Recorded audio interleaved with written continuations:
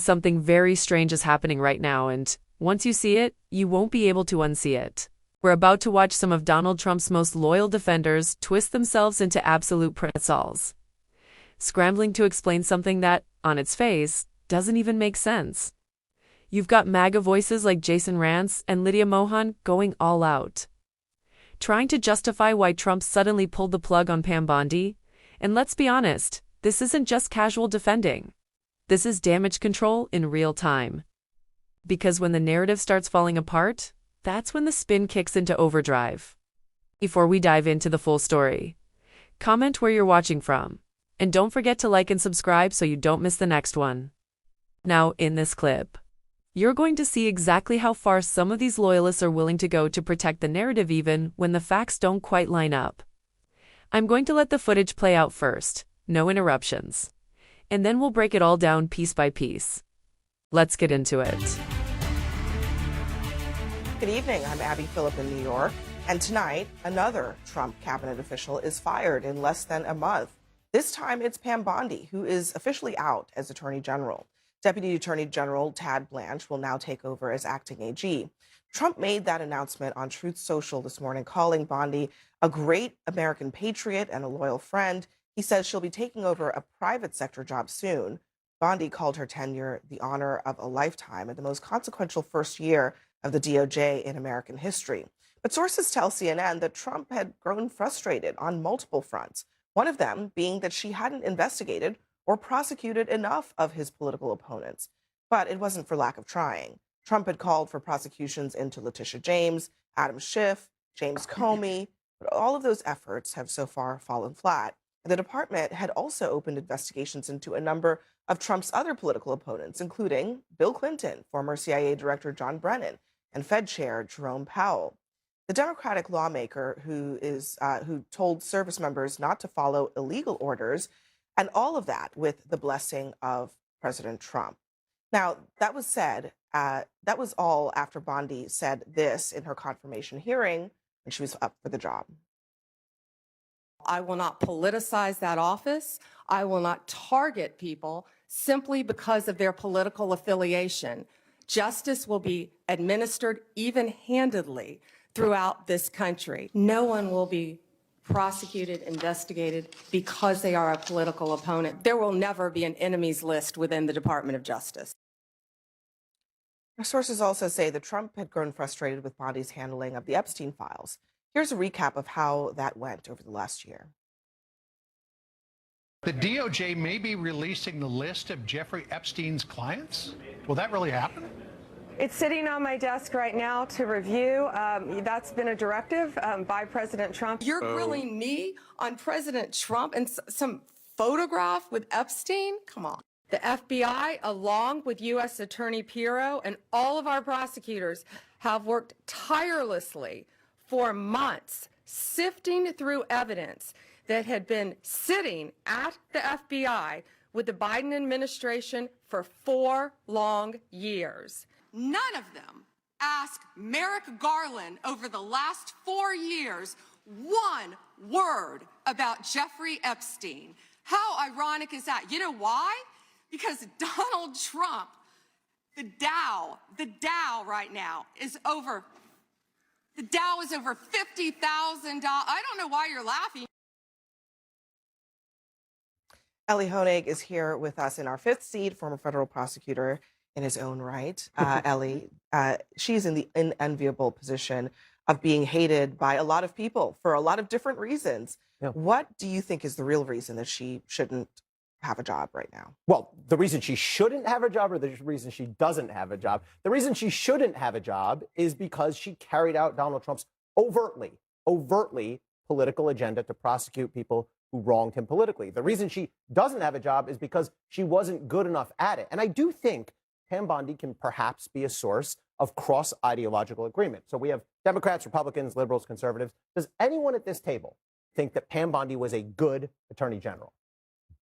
Speak now.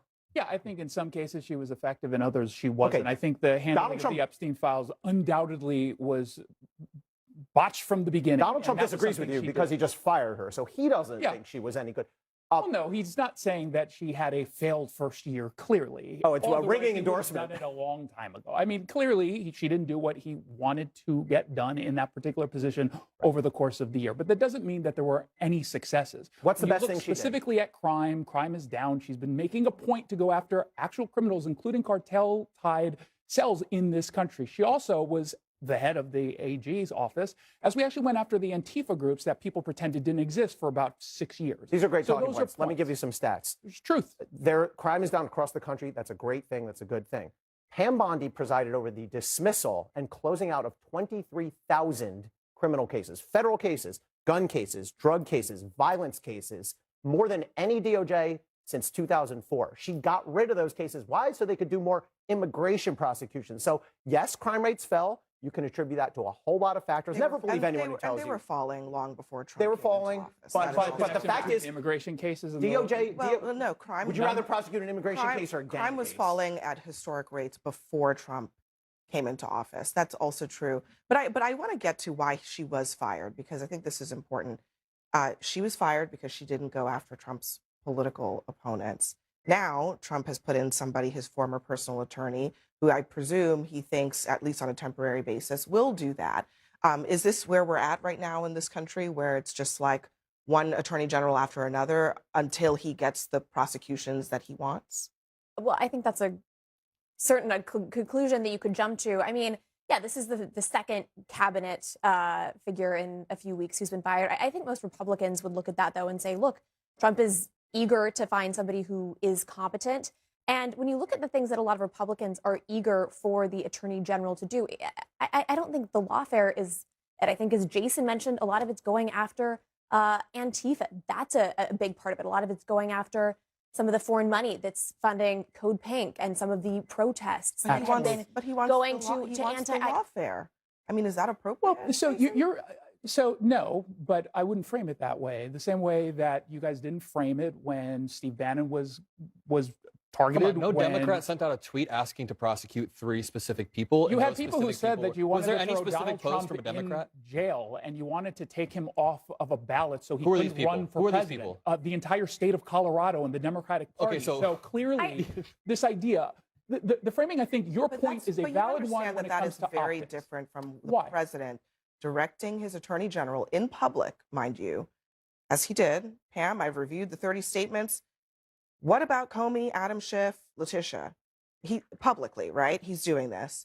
It's very different from a state doing whatever they're doing, from a local, district attorney prosecuting a case. That is different.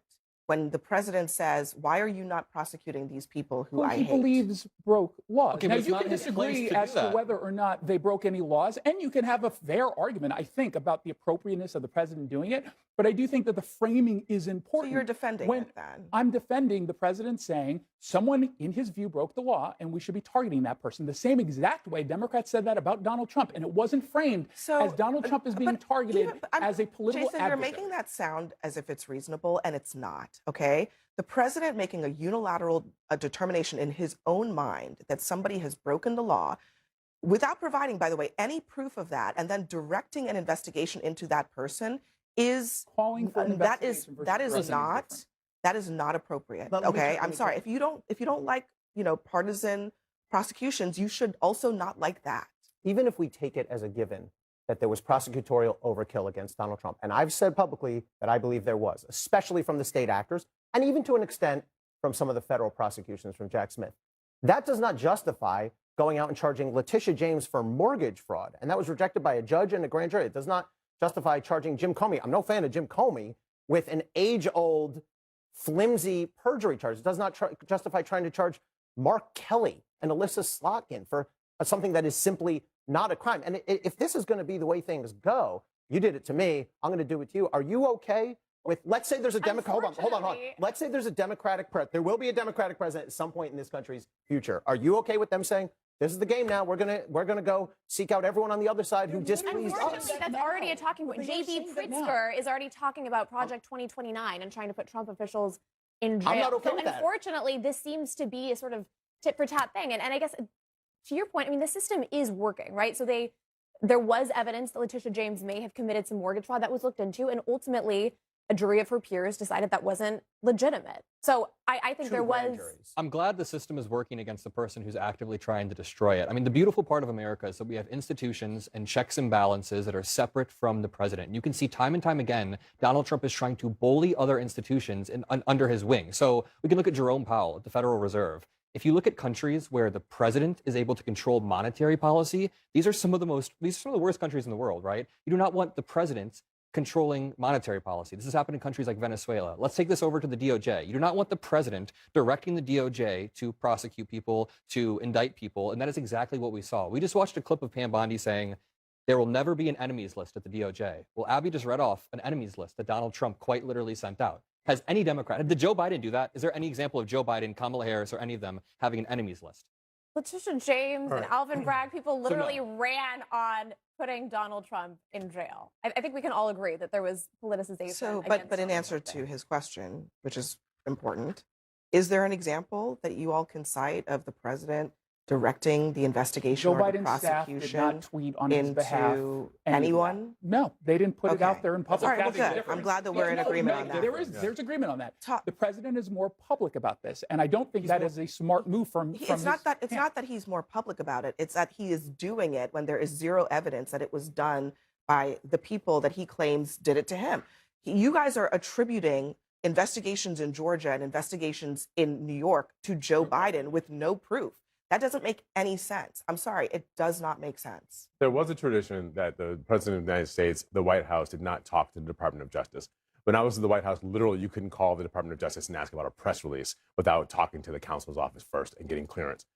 This idea that the President of the United States can direct the Attorney General to go after his individual enemies is going to corrupt the entire system. And it will go, when it starts to be a Democratic president doing this, people on the table will howl when they see it. But I'll say this about Donald Trump. Nobody can program the news better than this guy. He flailed last night. Last night, he gave a horrible speech. He's bad at doing it. I understand why he doesn't do it, because he wasn't very good at it. He didn't give us any headline about the war. And this morning, he dropped this news about Pam Bondi. And now the headline of the news is about Pam Bondi, and we're not talking about that bad speech you gave about last night. Don't worry, we'll be talking about the war coming up. Let me play. This is Todd Blanche at CPAC a couple of days ago. Just to give you a sense of what kind of positioning he is in going into this new role. There is not a single man or woman at the Department of Justice who had anything to do with those prosecutions. Director PRETZEL has cleaned house there too. There isn't a single man or woman with a gun, federal agent, still in that organization that had anything to do with the prosecution of President Trump. So, Ellie, I mean, there are a lot of problems with that, including that many of the people that they're talking about are just regular civil servants doing their jobs, people who are asked to work on cases and who did them, and they were purged. You know what galls me about that? So Todd Blanche and I were at the SDNY together. We were contemporaries. We started within a year or two of each other. And he is talking about and ginning up cheers for the fact that they fired people just like what he once was. Third year, fourth year, fifth year, line AUSAs, federal prosecutors doing their job faithfully. I have problems with some of the things Jack Smith did, but to fire the paralegals and the support staff and the FBI agents and the kid on a detail from the Eastern District of Missouri who's in his third year, that's exactly what Todd used to be himself. And to go in front of that crowd, it's a different person. I don't recognize him now. And I've defended Todd Blanche publicly. When he was representing Donald Trump in the hush money case, I publicly said the criticism of Todd Blanche for defending Donald Trump is ridiculous and unfounded. But he knows what he's doing now is dead wrong. And to Jamal's point, the fundamental line that's been breached here, you can argue about who did it, but it's getting worse now, is crossing over prosecution with politics. That's a dangerous mix no matter who's doing it. Yeah, I mean, and look, one of the investigations was into Trump's role in January 6th. And if I'm old enough to remember, Republicans said that that was the way that Donald Trump needed to be punished for what he did on that day. And now all of a sudden, it's some kind of partisan prosecution. Mitch McConnell was on the Senate floor saying that that is the methodology, not impeachment. Take him to court, charge him with a crime. And so that's how the system worked. And now all of those people have lost their jobs because The DOJ is a very different place today than it has been in recent years. Ali Honig, thank you. We appreciate you. Coming up next, All right. Now that we've seen the full exchange, let's just call this what it is. When it comes to Pam Bondi, this was not some shocking out-of-nowhere decision. The reality is, her performance raised serious questions. That last hearing, it wasn't just rough. It was uncomfortable to watch. There were moments where the messaging completely fell apart. And instead of clarity, it came across like confusion and people noticed. And once that perception sets in, it sticks. Whether it was the missteps, the messaging, or just the overall handling of key issues, it created a narrative that was hard to recover from. Now here's the bigger picture. This isn't just about one person being replaced. The real question is, what happens next? Because whoever steps into that role is going to be under intense pressure to deliver results, and fast. But here's the catch: you can't build cases out of thin air. You can't force outcomes where the foundation isn't there. And that's where things get complicated, because expectations and reality don't always line up. So moving forward, this becomes less about personalities and more about whether the system itself holds up under that kind of pressure. Let me know what you think about this whole situation in the comments below. And if you made it this far, don't forget to like, subscribe, and I'll catch you in the next one.